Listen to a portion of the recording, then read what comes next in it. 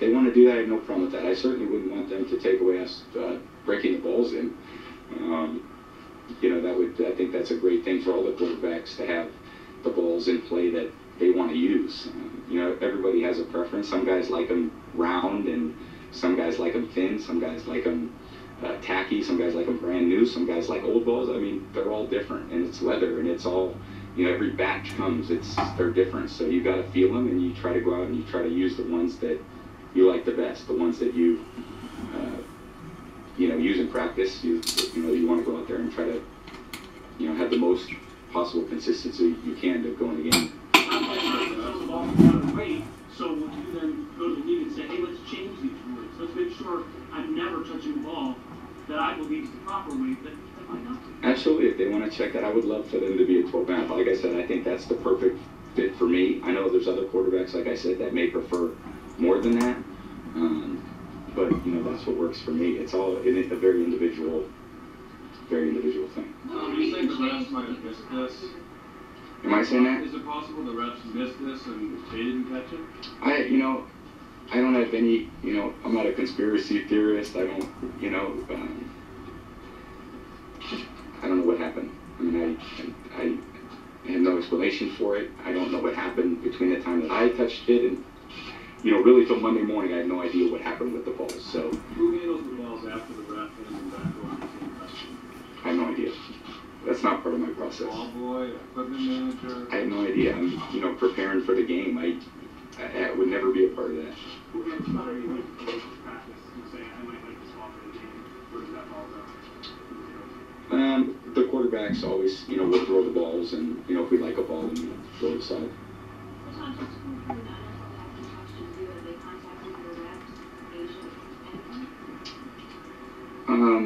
As of this morning, I'm not sure. I'd say that. I'm not sure. They may or may not have. I'm supposed to, talk to my agent after, and that may be one of the things that he wants to talk about. No. Your many former teammates, non-NFL players, maybe like you say they are obviously, but have you got any opinions, pro or con, about what's going on in the Patriots?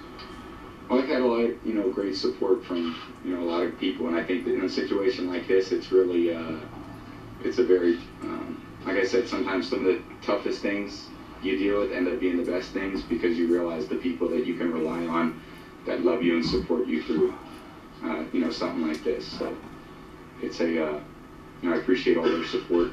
I tell them I'm okay, it's a, things are going to be fine. This isn't ISIS. This isn't, no one's dying, but we'll get through this, and hopefully we can really start preparing for Seattle and get our mind focused there because they're going to take all my mental energy for the next 10 days. So this got blown out of proportion for no reason. They just got blown out of proportion for absolutely no reason. I think the integrity of the game is very important.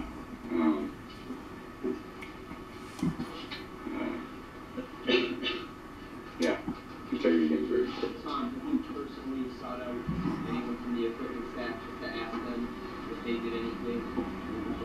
Yeah, and they haven't, and I believe them, and they also know that how I like the balls, and I tell them how great they are before the game, and how perfect job, great job.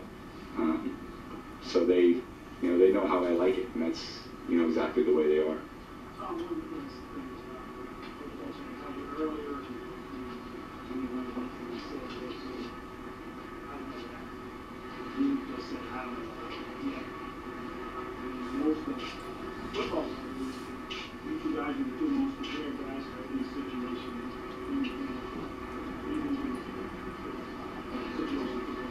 We work hard as this team. You see it. You agriculture. Would you be saying, what's that mean?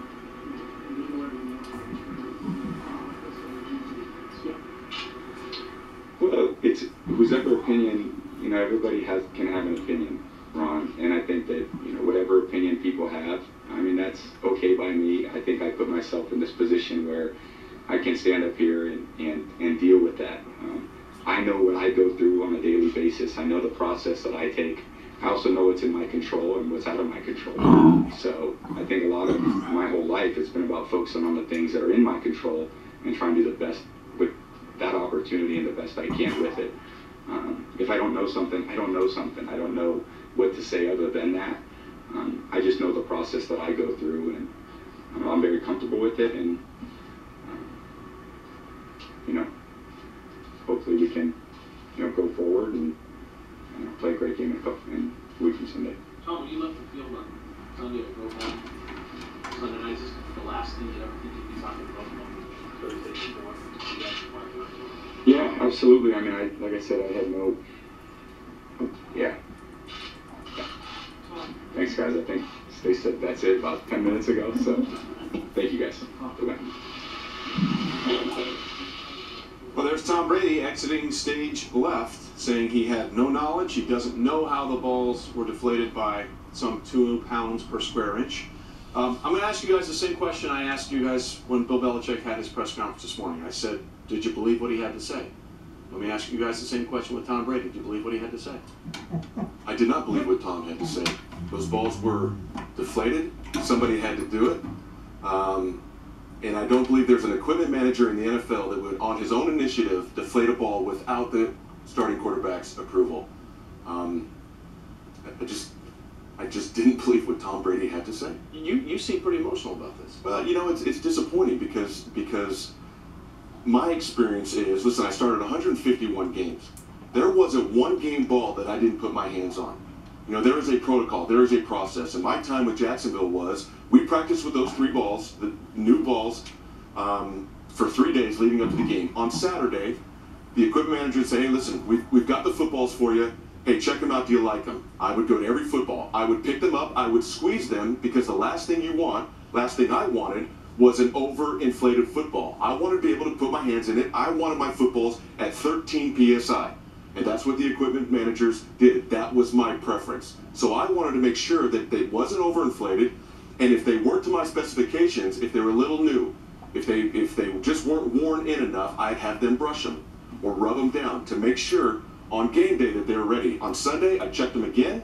I knew very well, without a doubt, the condition of those footballs going into a game. So, and that was my experience, and most quarterbacks would tell you that is their experience. That football is our livelihood. If you don't feel good about throwing that ball, your success on the football field can suffer for that. And so that was a tough one to swallow. In other words, when he says, from a quarterback's perspective to your quarterback's perspective, hey, they just give me the balls and they're good and I go with them, I don't squeeze them a lot, I don't grip them a lot, that is contradictory to your experiences. It's very contradictory to my experiences. I mean, like I said, that is your livelihood, and you've got to feel comfortable with the footballs. You got to get in your hands, you got to dig your fingers into them, you've got to make sure they meet your specifications. Same question, did you guys believe? I can't believe that. I needed to take a sip of water. I could not. No. You're a fucking liar, Tom Brady. Fuck you. Fuck Bill Belichick. Fuck the New England Patriots. Approaching the swill on this Colt 45 double malt.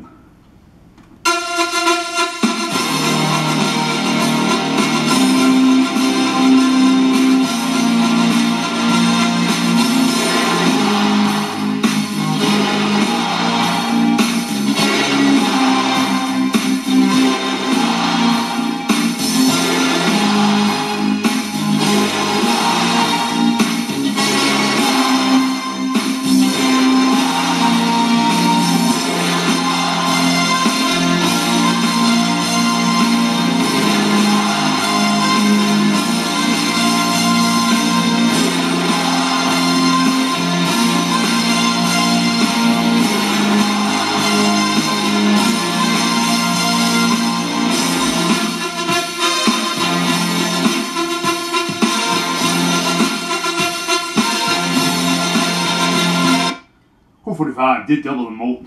Absolutely refreshing and fucking delicious. Left none of your fucking foam, dwarf.